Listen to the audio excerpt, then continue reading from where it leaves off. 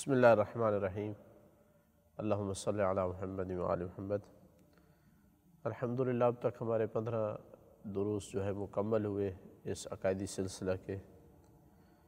آج 16واں درس جو ہے وہ نبی اکرم صلی اللہ علیہ وآلہ وسلم کی جو خاص خوبیاں اور خاص صفات ہیں، کمالات ہیں، ان کے حوالے سے گفتگو ہوگی، اور یہ ان کی شخصیت کے حوالے سے تیسرا پوائنٹ ہے۔ ان کے حوالے سے 2 پوائنٹ میں بات گزر چکی ہے۔ تیسرا پوائنٹ جو ہے ان کی شخصی جو کمالات، صفات اور ان کے جو اخلاق ہیں ان حوالے سے۔ قرآن مجید میں اللہ تعالیٰ نے اس حوالے سے ارشاد فرمایا وَإِنَّكَ لَعَلَىٰ خُلُقٍ عَظِيمٍ، سورہ قلم کی آیت نمبر 4 میں ارشاد فرمایا کہ بے شک تو عظیم اخلاق پر فائز ہے۔ ہم جب نبی اکرم صلی اللہ علیہ وآلہ وسلم کے بارے میں وارد ہونے والی روایات اور ان کی سیرت کا مطالعہ کرتے ہیں تو معلوم ہوتا ہے کہ کئی ایک ایسے کمالات، ایسی عظیم صفات ہیں جن میں کوئی بھی ان کا شریک نہیں ہے، اور اگر کوئی ان صفات کو رکھتا بھی ہے، ان صفات کا مالک بھی ہے، تو ان میں بھی جو اصل ہیں وہ نبی پاک ہیں، جو اس میں بھی لیڈر ہیں، ان صفات میں بھی وہ آپ کی ذات ہے۔ ہم چند ایک کی طرف جو ہے وہ اشارہ کریں گے اپنے دروس میں، نبی پاک کی چند صفات کی طرف۔ پہلی صفت، پہلا ان کا کمال، پہلی ان کی خصوصیت کہ سب سے پہلے اللہ تعالیٰ نے انہیں خلق فرمایا۔ جابر نے روایت نقل کی کہ اللہ کے رسول نے فرمایا اول ما خلق اللہ نوری، سب سے پہلے اللہ نے جس چیز کو خلق کیا وہ میرا نور تھا۔ فَفَاتَكَ مِنْهُ نُورُ علی، میرے نور سے علی کے نور کو نکالا۔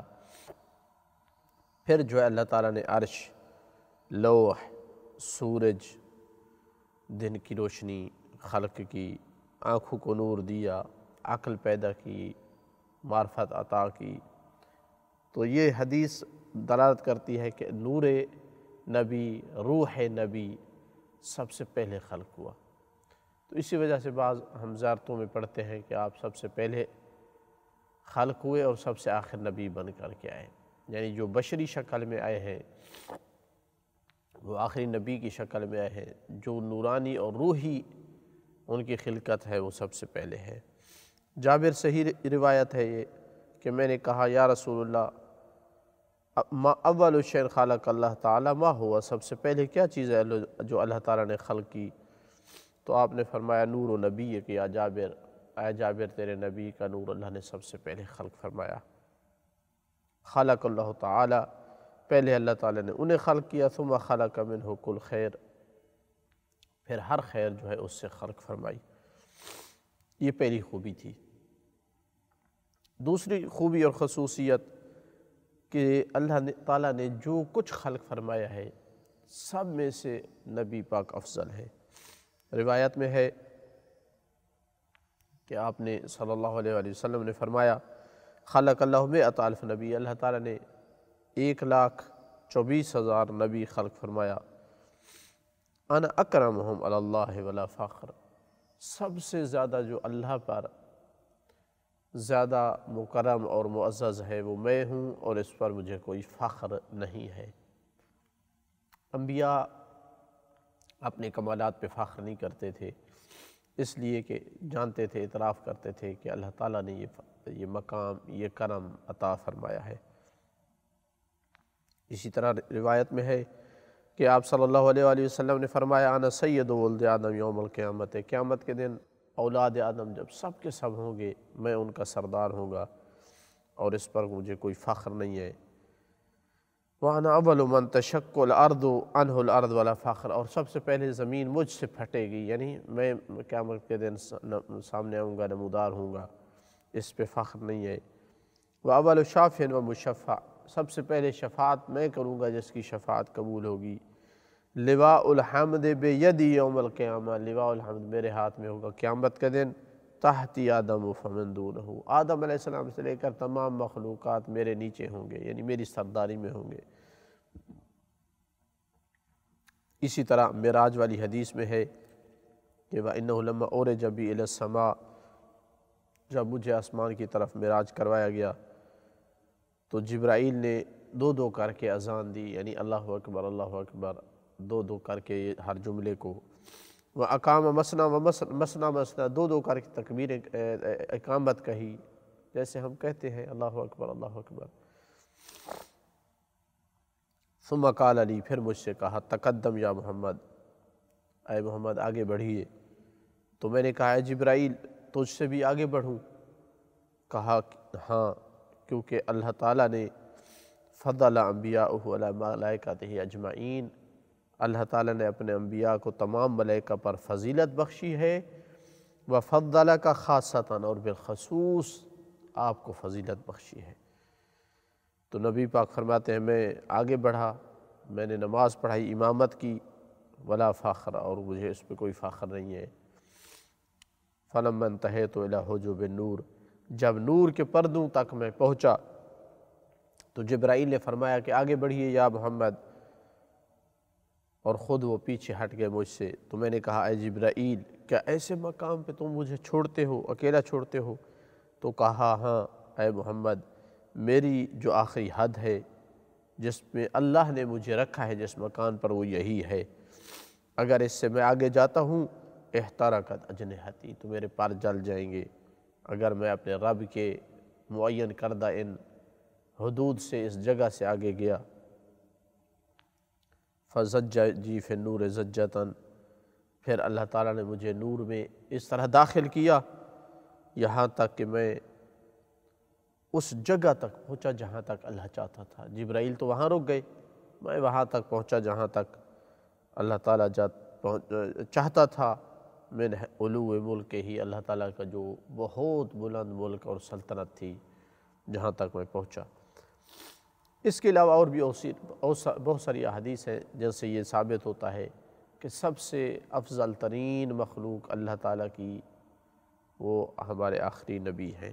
یہ تھی دوسری ان کی صفت اور ان کا کمال، خصوصیت۔ تیسری خصوصیت یہ ہے کہ وہ مومنین پر ان کے نفسوں سے زیادہ حق رکھتے ہیں۔ اللہ تعالیٰ نے ارشاد فرمایا سورہ احزاب کی آیت نمبر 6 میں، النبی اولیٰ بالمؤمنین من انفسہم، نبی مومنوں سے ان کے نفسوں پر زیادہ حق رکھتے ہیں۔ اس کا معنی یہ ہے، اب یعنی اس مطلب کو ہم مزید واضح کرنا چاہتے ہیں تو چند ایک چیزیں عرض کرتے ہیں تاکہ یہ مطلب واضح ہو جائے کہ کیا مراد ہے اس آیت سے۔ مثلا پہلی چیز یہ ہے کہ انسان جو ہے اپنے اموال پر مسلط ہے۔ کیا مطلب؟ کہ کسی کو حق نہیں ہے کہ رکاوٹ بنے اس کے سامنے جو کچھ وہ اپنے اموال میں کرنا چاہے۔ مثلا مجھے اگر میرے پاس مال ہے تو مجھے حق ہے میں جو چاہوں کروں، کوئی اور اس میں میری مرضی کے بغیر کوئی تصرف نہیں کر سکتا ہے۔ دوسری چیز کہ انسان آزاد ہے، اس معنی میں کہ کسی کو حق نہیں ہے کہ اس کے نفس میں کسی قسم کا کوئی تصرف کرے اس کی اجازت کے بغیر۔ مثلا میں جہاں چاہوں جب چاہوں سو جاؤں، جہاں چاہوں جس سے چاہوں مثلا جو ہے وہ شادی کروں جہاں ہو سکتی ہو، جدھر سفر کروں کوئی مجھے نہیں روک سکتا، میرے نفس پر میرا حق ہے۔ اسی طرح مجھے حق ہے کہ میں اپنی جان کی حفاظت کروں اور میں اپنے آپ کو ہلاکت سے بچاؤں، اہانت سے بچاؤں، حتیٰ کہ کسی اور کی اہانت ہوتی ہے یا وہ قاتل ہوتا ہے تو ہوتا رہے، مجھ پر واجب نہیں ہے کہ میں اپنی اہانت کروا کے اس کو اہانت سے بچاؤں، میں اپنے آپ کو قتل کروا کے اس کو قتل سے بچاؤں، مجھ پہ واجب نہیں ہے۔ یہ میرے بنیادی حقوق ہیں، اس میں کوئی شک و شبہ نہیں ہے۔ آیت کیا کہنا چاہتی ہے؟ آیت یہ کہنا چاہتی ہے کہ نبی پاک کا حق میرے اوپر، میرے مال پر، میری جان پر مجھ سے زیادہ ہے۔ تمام مومنین پر نبی پاک کا حق ان کے نفسوں سے زیادہ ہے، پس وہ چاہے تو جیسے ان کے اموال میں چاہے تصرف کر سکتا ہے، جان میں چاہے تو تصرف کر سکتا ہے۔ نبی پاک کو حق ہے جہاں کسی کی شادی کر دے، جہاں جس کی زوجہ کو جو ہے وہ طلاق دے دے، اسی طرح کسی جگہ سفر کرنے کا کہہ دے تو سفر کرنا واجب ہو جائے گا۔ بلکہ ان کی جان مقدس پر ہمیں اپنی جانیں قربان کرنا واجب ہے، زیادہ حق رکھتا ہے۔ اگر میری جان جانے سے ان کی جان بچتی ہے تو مجھ پہ واجب ہو جائے گا کہ میں اپنی جان کو قربان کروں اور ان کو بچاؤں۔ اگر ان کی اہانت کا خطرہ ہے تو مجھے اپنی اہانت کروا کے ان کی کو اہانت سے بچانا واجب ہے۔ یہ معنی ہے کہ نبی پاک کو ہمارے مال، ہماری جان پر ہم سے زیادہ حق ہے۔ چوتھی خصوصیت اور صفت یہ ہے کہ جو نبی پاک کے ساتھ خاص صفات ہیں ان میں سے کہ کئی ایک چیزیں جو ہے وہ ان کے خصائص شمار ہوتے ہیں، یعنی احکام ہیں جو ان کے ساتھ خاص ہیں۔ مثلا دیکھیں کہ اسماعیل جوفی کہتا ہے کہ انہوں نے امام محمد باقر علیہ السلام سے سنا کہ اللہ کے رسول نے فرمایا اعطیت خمسا لم یعطها احد، مجھے 5 چیزیں ایسی کی دی گئی ہیں جو کسی کو نہیں دی گئی مجھ سے پہلے۔ پوری کی پوری زمین میری مسجد قرار دی گئی، جہاں بھی ہم سجدہ کریں امت محمدی اس کی نماز ہو جاتی ہے، کوئی خاص مقام خاص نہیں کیا ہے سجدے اور نماز کے لیے۔ طہور قرار دیا گیا ہے مسجد کو، یعنی زمین کو، اگر پانی نہیں ہے تو زمین جو ہے اس سے انسان وضو کر سکتا ہے، اس کو طہور بولتے ہیں، تیمم کر سکتا ہے۔ اگر پانی نہیں مل رہا تو زمین اور مٹی سے جو ہے وہ تیمم کر سکتا ہے۔ احل لی المغنم، غنیمت حلال قرار دی گئی میرے لیے۔ نصرت بالرعب، اللہ تعالیٰ نے رعب اور ہیبت کے ذریعے میری مدد کی۔ جو دشمن مقابل میں آتے تھے خوفزدہ ہو جاتے تھے، ان پر رعب طاری ہو جاتا تھا۔ اعطیت جوامع الکلم، اللہ تعالیٰ نے مجھے جوامع الکلم عطا کیے، یعنی ایسے جامع قسم کے کلمات کہ مختصر بات میں بہت کچھ معنی دے سکتا ہوں، اس کو جامع الکلمہ کہتے ہیں۔ وَأُوتِیتُ الشَّفَاعَۃَ، اللہ نے مجھے شفاعت کا حق دیا ہے۔ اتنی وسیع شفاعت اللہ تعالیٰ نے کسی کو عطا نہیں کی ہے۔ یہ ان خصائص میں سے ہے جو آپ کے ساتھ خاص ہے۔ اسی طرح آپ کے ساتھ جو خاص چیزیں ہیں ان میں یہ ہے کہ ان کی بیویوں کو دوسروں پہ حرام قرار دیا گیا ہے، چونکہ وہ مومنین کی مائیں قرار دی گئی ہیں اس جہت سے کہ ان سے شادی نہیں ہو سکتی ہے۔ اسے ہم دیکھ سکتے ہیں سورہ احزاب کی آیت نمبر 6 میں کہ جہاں ارشاد فرمایا وَمَا كَانَ لَكُمْ أَن تُؤْذُوا رَسُولَ اللَّهِ، تمہیں حق نہیں پہنچتا کہ تم رسول اللہ کو اذیت پہنچاؤ۔ وَلَا أَن تَنكِحُوا أَزْوَاجَهُ مِن بَعْدِهِ، نہ تمہیں حق ہے کہ تم ان کی بیویوں سے شادی کرو ان کے بعد۔ إِنَّ ذَلِكُمْ كَانَ عِندَ اللَّهِ عَظِيمًا، یہ اللہ کے نزدیک بہت بڑی چیز ہے کہ کوئی اگر اس طرح کی کوشش کرے کہ وہ نبی پاک کے بعد ان کی بیوی سے شادی کرے۔ اسی طرح اللہ تعالیٰ نے انبیاء کو جو ہے وہ ندا دی، ان کو نام لے لے کر۔ یوسف اعرض عن ھذا، یوسف کا نام لیا۔ ان یا ابراہیم قرآن میں ہے، ابراہیم کا نام لیا۔ یا نوح مثلا، نوح کا نام لیا۔ لیکن نبی پاک صلی اللہ علیہ وآلہ وسلم کو اللہ تعالیٰ نے جو خصوصیت عطا کی وہ یہ تھی کہ آپ کو القاب سے، پیارے پیارے القاب سے پکارا۔ کہیں کہا یا ایھا النبی، کہیں کہا یا ایھا الرسول، کہیں کہا یا ایھا المزمل، کہیں کہا یا ایھا المدثر۔ آپ کا نام نہیں لیا سوائے 3-4 ایسے جگہ تھی جہاں پر ان کی گواہی، نبوت اور رسالت کی گواہی دینے کے لیے ان کے نام کی ضرورت پڑی، تاکہ ان کے نام سے ان کے نبی ہونے کی گواہی دی جائے۔ تو کہا کہ محمد الرسول اللہ ایک جگہ پہ، دوسری جگہ پہ کہا ما کان محمد ابا احد من رجالکم ولکن رسول اللہ وخاتم النبیین، یہاں بھی گواہی دینے کی ضرورت تھی ان کی نبوت کی۔ تیسری جگہ ہے والذین آمنوا وعملوا الصالحات وآمنوا بما نزل علی محمد وهو الحق من ربهم، کہ جو ایمان لائے اور عمل صالح کیے اور ایمان لائے اس پر جو محمد پر نازل ہوا ہے، یعنی ان کو نبی مانا اور قرآن پر ایمان لے آئے۔ اسی طرح ایک جگہ کہا برسول یأتی من بعدہ اسمہ احمد، عیسیٰ علیہ السلام نے کہا تھا کہ میرے بعد رسول آئے گا کہ جس کا نام احمد ہوگا۔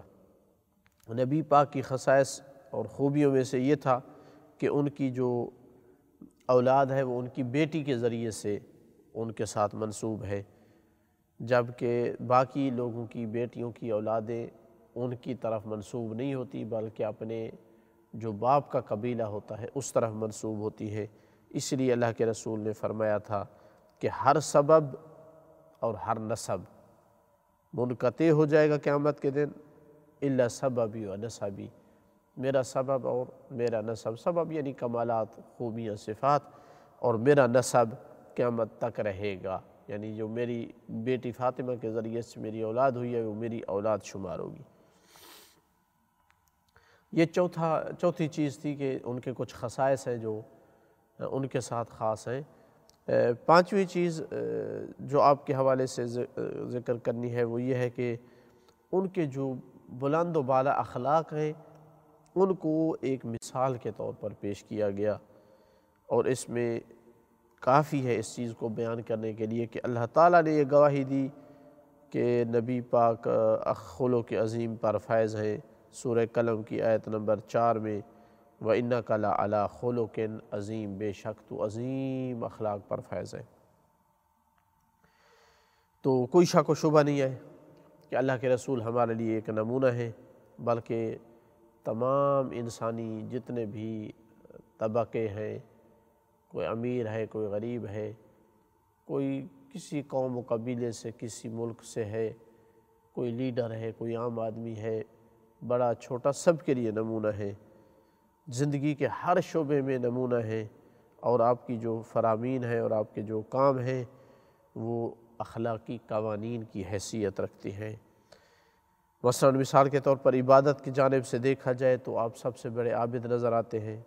امام باقر علیہ السلام نے سے روایت کی گئی کہ انہوں نے فرمایا کہ اللہ کے رسول عائشہ کے پاس تھے تو اس نے کہا کہ یا رسول اللہ لما تتعب نفسک، کیوں اتنا اپنے آپ کو تھکاتے ہو، جبکہ اللہ تعالیٰ نے قرآن میں فرما دیا ہے قد غفر اللہ لک ما تقدم من ذنبک وما تأخر، کہ اللہ تعالیٰ نے آپ کے تمام جو ہے لغزشات یا گناہ وہ معاف کر دیے ہیں، چاہے پہلے ہوں یا بعد میں۔ اس آیت کی اپنی جگہ پہ تفسیر ہے کہ اس سے مراد کیا ہے، مختلف تفسیریں ہیں۔ ایک تفسیر یہ ہے کہ امت کے گناہ مراد ہیں کہ اللہ نے معاف کر دیے، چونکہ اللہ کے رسول کے اپنے گناہ نہیں تھے۔ بہرحال اپنی جگہ پہ تفسیر ہے۔ تو اس وقت اللہ کے رسول نے کہا یا عائشہ اللہ اکون عبدا شکورا، کیا تم نہیں چاہتی کہ میں اللہ کا شکر گزار بندہ بن جاؤں؟ اتنی عبادت کیا کرتے تھے کہ آپ جو ہے روایت میں ہے کہ پاؤں کی انگلیوں کے بل اللہ کے رسول کھڑے ہوتے تھے قیام کی حالت میں، تو پاؤں سوج جاتے تھے، تھک جاتے تھے۔ تو اس وقت یہ آیت اتری کہ طٰہٰ ما انزلنا علیک القرآن لتشقیٰ، سورہ طٰہٰ میں، کہ اے طٰہٰ ہم نے آپ پر قرآن اس لیے نازل نہیں کیا کہ تم اپنے آپ کو تھکا دو۔ اس سب کے باوجود دنیا کو بالکل انہوں نے چھوڑا ہوا نہیں تھا، اس لیے کہ کھانا بھی تناول فرماتے تھے، پیتے بھی تھے، خوشبو کو بہت پسند کرتے تھے، اپنی بیویوں کے قریب جاتے تھے۔ بہت ساری احادیث ہیں اس کے بارے میں۔ شرم و حیا میں سب سے زیادہ شرم و حیا کے مالک تھے، حتیٰ روایت میں ہے کہ جو ایک کنواری لڑکی پردے میں رہنے والی جتنی شرم و حیا کی مالک ہوتی ہے اس سے زیادہ اللہ کے رسول شرم و حیا کے مجسمہ تھے۔ کبھی بھی ان سے کوئی چیز نہیں مانگی گئی مگر یہ ہے کہ وہ عطا کرتے تھے، سائل کو نہ نہیں کر سکتے تھے۔ متواضع اتنے تھے کہ غلاموں کے ساتھ بیٹھ کر کھاتے تھے، اور ایسے بیٹھتے جیسے غلام بیٹھا کرتے ہیں، چٹائی پر بیٹھ کر کھانا کھا لیتے، چٹائی پر سو جاتے، بھیڑ بکریوں کو اپنے ہاتھ سے ان کا دودھ دوتے، صوف کا لباس پہنتے، بچوں پر سلام کرنے میں پہل کرتے تاکہ یہ ان کی سنت ہو جائے کہ بچوں پر لوگ جو ہے سلام کریں، تکبر نہ کریں۔ اسی طرح ان عظیم خصوصیات کے ساتھ ساتھ کہ اتنے متواضع تھے، بہت زیادہ بڑے بہادر تھے۔ یہ چیز عام طور پر بیان نہیں ہوتی کہ اللہ کے نبی کتنے بہادر تھے۔ ان کی بہادری امیر المومنین علیہ السلام نے بیان فرمائی ہے ایک سے زیادہ روایت میں۔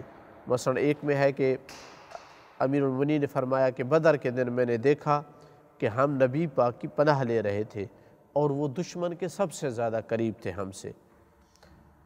وَكَانَ مِنْ أَشَدِّ النَّاسِ يَوْمَئِذٍ بَأْسًا، جنگ میں وہ سب سے زیادہ اس دن وہ زیادہ جنگجو تھے۔ اس مطلب میں جنگجو کہ فوجوں کے درمیان میں تھے، دشمن کی فوجوں کے درمیان میں، خود قتل نہیں کرتے تھے لیکن وہ اپنا دفاع فرماتے تھے۔ ایک اور فرمان میں ہے امیر المومنین علیہ السلام نے فرمایا کہ جب جنگ جو ہے زوروں پہ ہوتی تھی اور دو قومیں آپس میں ان کی مدبھیڑ ہوتی، لڑائی ہوتی، تو ہم رسول اللہ کی جو ہے وہ پناہ لیتے تھے، اور سب سے زیادہ ہم میں سے جو دشمن کے زیادہ قریب ہوتا تھا وہ اللہ کے رسول ہوتے تھے۔ اپنے اہل و عیال کے ساتھ بہت زیادہ بہتر تھے، بہت زیادہ ان کے ساتھ شفقت اور رحمت کا سلوک کرتے تھے۔ امام جعفر صادق علیہ السلام سے مروی ہے کہ آپ نے فرمایا کہ ایک ایسی عورت جو بد زبان تھی رسول اکرم صلی اللہ علیہ وآلہ وسلم کے پاس سے گزری اور وہ کھانا تناول فرما رہے تھے، تو کہتی ہے کہ اے محمد، تو ایسے کھاتا ہے جیسے غلام کھاتے ہیں، ایسے بیٹھتا ہے جیسے غلام بیٹھتے ہیں۔ تو آپ نے فرمایا کہ کیا ہو گیا تجھے؟ کون ہے جو مجھ سے بڑا غلام ہے؟ یعنی میں اللہ کا غلام ہوں، میں اللہ تعالیٰ کا غلام ہوں، کون ہے جو مجھ سے بڑا غلام ہو؟ تو اس نے کہا کہ کیا مجھے لقمہ دے سکتے ہیں اپنے کھانے میں سے؟ تو آپ نے اپنے کھانے میں سے ایک لقمہ اس کو دیا، تو کہنے لگی لا واللہ الا اللتی فی فیک، مجھے وہ لقمہ چاہیے جو آپ کے دہن مبارک میں ہے، آپ کے منہ کے اندر ہے۔ تو اللہ کے رسول نے خلق عظیم کے مالک نبی نے وہ لقمہ نکالا اپنے منہ سے اور اس خاتون کو دیا، تو وہ لقمہ کھا گئی۔ امام جعفر صادق علیہ السلام فرماتے ہیں فما اصابت بداء حتی فارقت الدنیا، اس لقمے میں اتنی برکت تھی کہ جب تک زندہ رہی اس کو کوئی بیماری لاحق نہیں ہوئی۔ انس بن مالک سے روایت ہے کہ میں نے نبی پاک کی جو ہے 9 سال تک خدمت کی، اور مجھے یاد نہیں ہے کہ اللہ کے نبی انہوں نے کبھی ڈانٹا ہو اور کہا ہو کہ یہ کیوں نہیں کیا اور یہ کیوں کیا ہے، یا مجھ پر کسی کام کو جو ہے اس کی عیب جوئی کی ہو کہ آپ نے یہ کر دیا، اس میں یہ ہے اور اس میں وہ ہے۔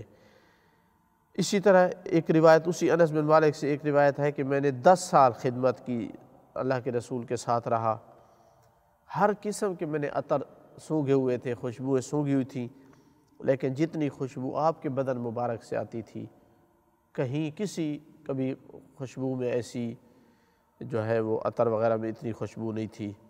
جب بھی کسی صحابی سے آپ کی ملاقات ہوتی تو جب تک وہ آدمی نہیں اٹھتا تھا، خدا حافظ نہیں کہتا، تو آپ ان سے جدا نہیں ہوتے تھے، اور جب ملاقات کے وقت کسی صحابی کا ہاتھ ملاتے تو جب تک وہ اپنے ہاتھ کو نہیں ہٹاتا تھا پیچھے تو آپ اپنا ہاتھ پیچھے نہیں کھینچتے تھے، اور کبھی اپنے گھٹنوں کے بل کبھی بھی اپنے گھٹنوں کو ظاہر نہیں کیا تھا، باہر نہیں نکالا تھا، جیسے نا ہم ایزی بیٹھنے کے لیے گھٹنے اٹھا کر سامنے بیٹھتے ہیں، تو جب تک کوئی بندہ سامنے بیٹھا ہوتا تھا تب تک اپنے گھٹنے جو ہے کبھی باہر نہیں نکالے تھے، اور کبھی بھی کوئی قوم ایسی نہیں تھی جو رسول کے پاس بیٹھی ہو اور آپ جو ہے وہ ابھی بیٹھے ہوں اور آپ چلے گئے ہوں، ایسا نہیں ہوتا تھا۔ انس بن مالک روایت کرتا ہے کہ نبی پاک صلی اللہ علیہ وآلہ وسلم کے پاس ایک اعرابی بدو آیا، چونکہ ان کے پاس ادب نہیں ہوتا تھا، اتنا احترام نہیں سیکھے ہوئے ہوتے تھے، تو اس نے جو ہے آپ کی ردا کو کھینچا، اتنی سختی سے کھینچا کہ وہ چونکہ ردا اوپر تھی، کاندھوں پہ ڈالی ہوئی تھی، تو گلے پر اس کے نشان آ گئے، آپ کے گلے مبارک پر اس کپڑے کے نشان آ گئے، اس چادر کے۔ تو کیا کہا اس نے یہ کھینچ کر؟ کہا کہ اے محمد اس مال سے مجھے عطا کرو جو تیرے پاس اللہ تعالیٰ کی طرف سے ہے، یعنی بیت المال سے۔ تو اللہ کے رسول اس کی طرف متوجہ ہوئے، حالانکہ کتنی بڑی بے ادبی تھی کہ اتنا کھینچا اس نے چادر کو کہ آپ کے گلے پر نشان ہو گیا، لیکن آپ مسکرائے اور کسی کو حکم دیا کہ جاؤ اس کو بیت المال سے کچھ عطا کرو۔